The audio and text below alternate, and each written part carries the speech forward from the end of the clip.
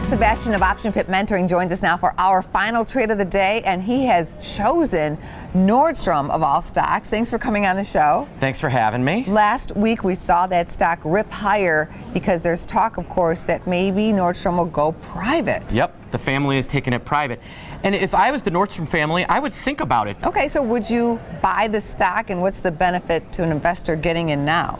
Well, so as I view it, I think the upside in the stock, I think the takeout price is somewhere between 52 and 55 bucks a share. Okay. And the downside is kind of whence it came, which is 40.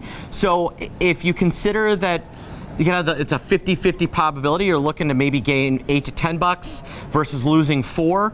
It's not a bad trade. I could go into the options and hedge off almost all of that risk. So let's take a look at a trade. All right, here's the trade I would do. If I was just an institutional investor, medium-sized investor, I can buy the 42.5 put, sell the 52.5 call, collect a credit. All right.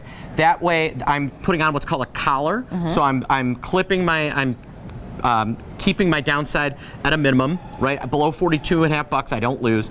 I can't make more than 52.5 bucks. I buy the stock for $45. So I've got $7.5 upside, $2.5 downside, and I can probably get paid for that trade.